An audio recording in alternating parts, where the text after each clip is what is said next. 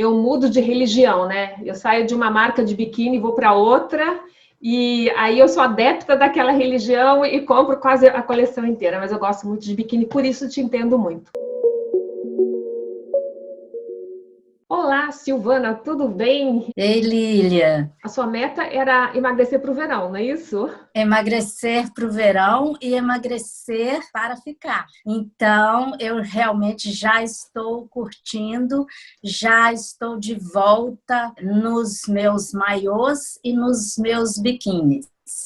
Já curti praia e tô bem ativa. Quantos quilos você já emagreceu desde que você começou esse processo? São 5 quilos. Faz total diferença. Há muitos anos atrás, eu usava os meus biquínis. Depois eu comecei a ficar gordinha, desconfortável, e eu passei a usar só maiô. E depois eu passei a usar o short em cima do maiô, porque não dava, ou a canga. Eu já me sentia totalmente desconfortável de ir à praia, de me expor. Com esses poucos quilos para mim são fundamentais. Eu falei, primeiro então eu vou tirar o short, depois eu vou tirar o maiô e tirar o biquíni não ia poder, né? Mas e já fui direto para o biquíni, maiô e biquíni. Estou totalmente à vontade. E você faz ideia de quantos maiôs você tem aí na gaveta esperando para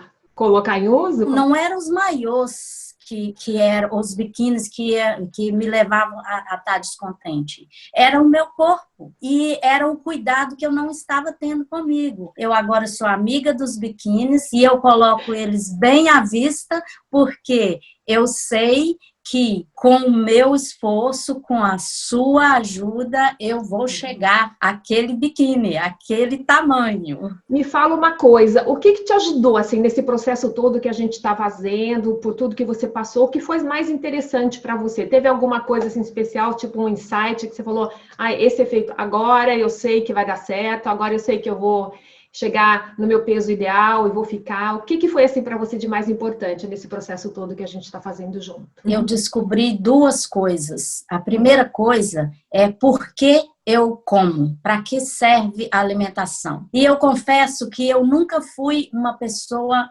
extremamente gorda. Eu não tenho enormes quilos para te contar, não.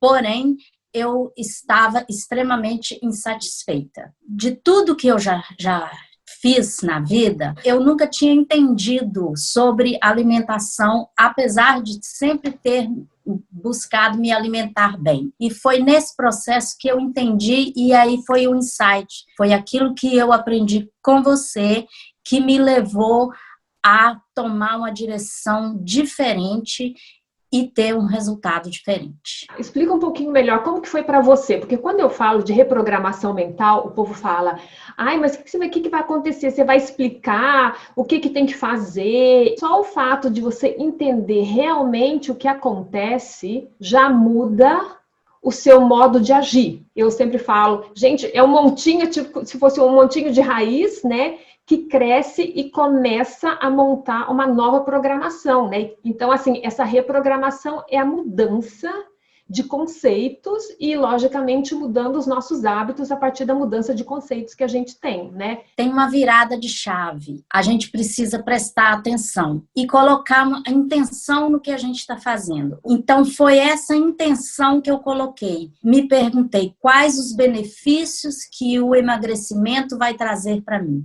Quais os meus sonhos. Esse processo não foi uma pessoa que me prometeu realizar o meu sonho. Foi eu que me prometi. A gente se acostumou a terceirizar a responsabilidade do problema. Em algumas fases, em alguns lugares até que dá, mas em outros não. E no emagrecimento é uma delas, né? Tem que entender muito bem a diferença entre terapeuta, médico e o coach. Você vai no médico e fala, doutor, tem dodói. A responsabilidade é do médico. Agora, no coaching, a coisa é diferente, né? Que a gente usa a palavra em inglês para coach, mas na realidade é o treinador. E vamos pensar agora no treinador de um time de futebol. O treinador, o que ele faz? Ele fica ali do lado de cá do campo falando o que eles têm que fazer na hora do jogo e principalmente antes. Então, assim, o trabalho do treinador, do coach, é falar Para você, nessa situação especial, o que tem que ser feito. Mas quem tem que fazer é a pessoa, no caso você. Não dá para você terceirizar a responsabilidade do seu emagrecimento. É uma grande responsabilidade, você tem que entrar de cabeça nessa empreita. Eu acho que é questão de escolha e dar o primeiro passo. Depois, os outros passos. Quando você está com um profissional que está ali segurando na sua mão, aí vai deslanchando. E quando você acorda e pode olhar no espelho e saber assim, eu fiz isso, não foi nada externo. O resultado aqui fora saiu de dentro de mim. Me fala uma coisa, Silvana, o que foi assim mais difícil para você? O mais difícil para mim, Lília, foi entender e controlar a minha ansiedade. Eu comecei, sim, a colocar desculpas na ansiedade. Eu tive que parar e ressignificar. Você tem todos os motivos para conseguir, porque você é uma privilegiada e você é única. Se eu tenho um marido que faz comidas super gordurosas, não pode ser desculpa para eu não assumir a minha responsabilidade sobre a promessa que eu fiz para mim. Meu compromisso maior é interno. A culpa não é minha, a culpa é do Natal e do Ano Novo, porque a gente come muito. Eu acho que é muito interessante a gente ver esse lado também e descobrir qual que é a nossa responsabilidade e, mais do que tudo, o nosso poder de ação. Quais foram os seus gatilhos? O que você identificou como assim perigo que você não sabia antes que era perigoso? A questão da minha valorização mesmo, sabe? Eu não sabia que eu tinha esse poder tão grande. Tem que sair de dentro da gente mesmo. Eu falo que eu sou poderosa, mas eu estou sendo? Eu comecei a me perguntar que poder eu tenho.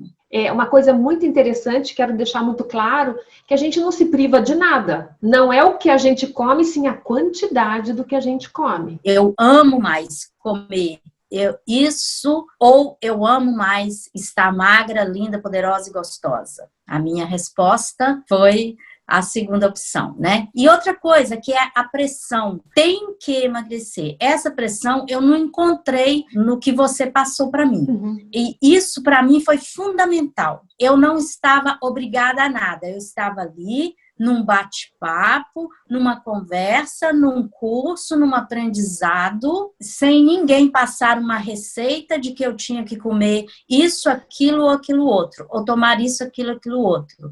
Eu estava ali me descobrindo. E aí, quando eu me descobri, eu estava emagrecendo. Eu me senti super à vontade. E isso, para mim, fez muita diferença. Isso faz diferença no meu dia a dia. Cada dieta frustrada, parece que não, mas pesa. Você fica cada vez mais sem norte.